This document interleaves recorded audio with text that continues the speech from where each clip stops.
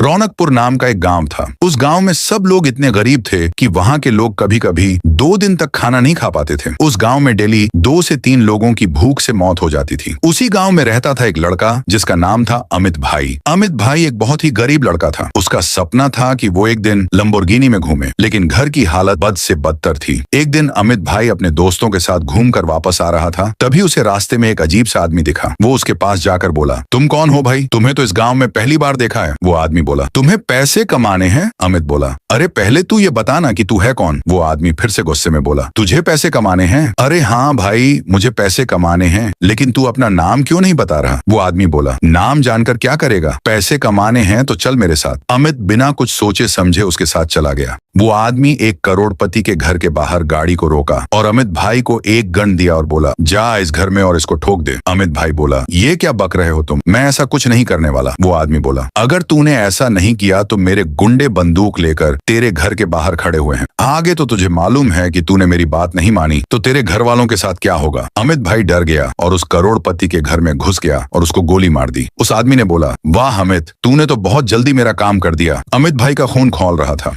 उसका मन कर रहा था कि उसी गन से उसके खोपड़ी में गोली मार दे, लेकिन उसके गुंडों की वजह से अमित भाई चुप बैठा था। वो आदमी बोला, चल अब ये 1 करोड़ रुपए ले, तूने जो काम किया है ये उसका ही पैसा है। अमित भाई हैरान हो गया। उसको यकीन नहीं हो रहा था कि इस काम के लिए उसको इतने पैसे मिलेंगे। अमित ने उस आदमी को बोला, मैं और भी आदमियों को मार सकता हूँ, अगर तुमने ऐसे ही मुझे पैसे दिया तो। वो आदमी हंसने लगा और बोला, मुझे मालूम था कि तुम पैसे देखकर मेरे पास काम करोगे ही। चलो अब अगला टारगेट बताता हूँ। अमित भाई इस आदमी के लिए काम करता गया और उसने 100 से भी ज्यादा लोगों को मार दिया और कुछ ही दिनों में करोड़पति बन गया। लेकिन एक दिन अमित भाई ने सुपारी लेकर टारगेट पर पहुंचा ही था कि पीछे से उसे एक आवाज सुनाई दी, अब तेरा खेल खत्म हो गया हमें, तूने बहुत लोगों को मारा, लेकिन अब तुझे उसकी सजा मिलेगी। अमित ने पीछे देखा तो वो डर गया। पीछे पूरी पुलिस फोर्स खड़ी थी। अमित भाई को गिरफ्तार कर लिया गया। जेल के अंदर अमित भाई को एहसास होने लगा कि उसने कितनी बड़ी गलती की है। उसे अपने किए कराए पर पछतावा होने लगा। तभी वहां एक पुलिस वाला आया और बोला, अब तुम जा सकते हो, तुम्हारी बेल हो गई है। अमित भाई की बेल उसके पापा ने करवाई थी। उसके पापा ने उससे कहा, मैंने पहले ही बोला था बेटा कि ये गलत काम छोड़ दे, लेकिन तू नहीं माना। अभी भी टाइम है, ये सब काम छोड़ के मेहनत से पैसे कमा। अमित ने बोला, हाँ पापा,